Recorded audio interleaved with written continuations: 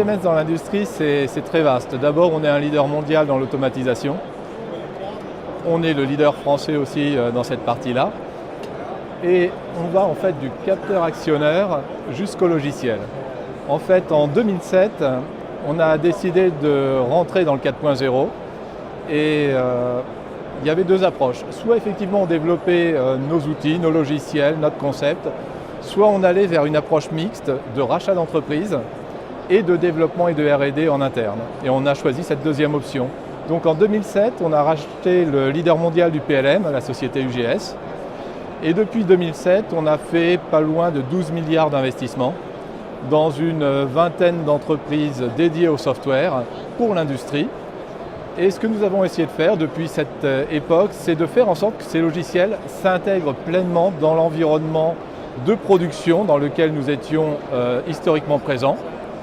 Par la R&D, il y a eu plusieurs milliards d'investissements en R&D également.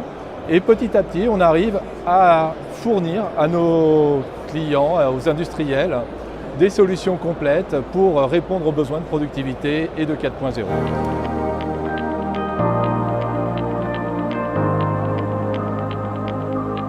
L'industrie 4.0, c'est la continuité numérique, c'est-à-dire qu'on parle beaucoup de jumeaux numériques, mais c'est très vaste. Il n'y a pas un jumeau numérique, il y a une multiplicité de jumeaux numériques.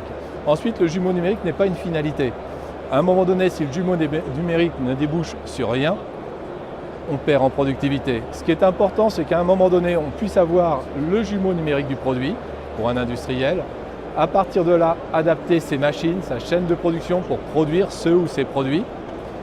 Et donc générer le jumeau numérique de la ligne de production, des machines sur cette ligne de production. Et derrière, être en mesure d'interagir pleinement avec la chaîne de production, que ce soit dans le manufacturier ou dans le process. Une fois qu'on a mis en place cet environnement 4.0, effectivement, il faut avoir un retour, c'est-à-dire comment la chaîne de production fonctionne. Est-ce qu'elle est opérationnelle? Qu'elle interagisse avec le jumeau numérique, c'est super, mais on veut la faire monter en productivité. Et dans cette montée en productivité, la première des choses, c'est de capter des données, analyser ces données, et effectivement, après, interagir à nouveau avec la chaîne de production et avec les jumeaux.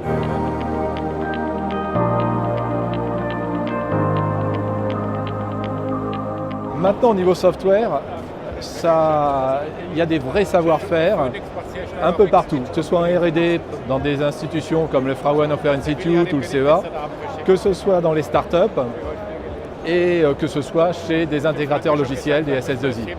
Donc en fait, c'est cet ensemble qui est hyper intéressant au niveau Industrie 4.0. On ne travaille plus seul face à un client, mais on travaille face à un écosystème. Le client a ses data scientists, il a son écosystème digital, et nous on vient avec notre écosystème digital, on se met autour de la table, on définit un projet et on le déroule ensemble. Et ça, c'est quelque chose de tout à fait nouveau dans le 4.0. C'est pour ça qu'en France, on a créé et on a inauguré la semaine dernière le Digital Experience Center sur le plateau de Saclay, dans les locaux du CEA. C'est un endroit qui présente toutes nos solutions digitales, un showroom. C'est également un incubateur de start-up dans lesquels nous pouvons investir ou pas avec notre fonds d'investissement Next 47. C'est également un endroit où on peut faire de la R&D pour nos clients. Et c'est également un endroit d'espace collaboratif pour réaliser les projets.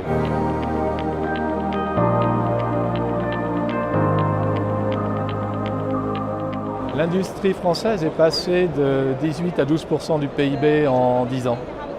Donc on a un vrai souci.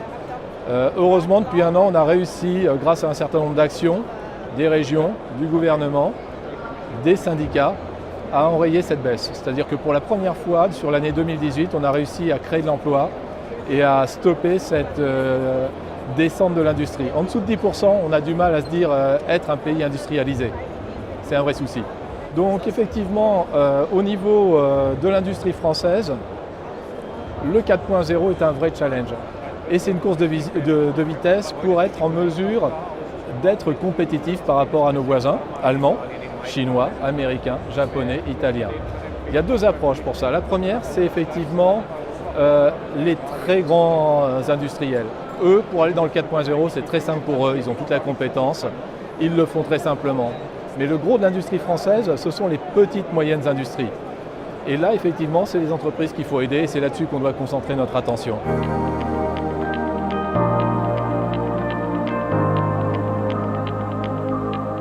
La personnalisation. On repart du client. Aujourd'hui, quand vous achetez des sneakers, qu'est-ce qui se passe? Il y a encore 5 ans, on avait le même modèle, il était fabriqué en Chine, il y avait des milliers de personnes derrière des machines à coudre et on transférait ce modèle en X taille par des containers via bateau. Ça prenait 2 mois. Et puis voilà. Aujourd'hui, il y a 30 marques de sneakers qui se sont créées en Europe sur 1 an. Chaque marque a plusieurs modèles. On est sur de la personnalisation, voire sur de l'ultra-personnalisation. Ce qui est super intéressant, c'est que le 4.0 permet de gérer cette thématique de personnalisation.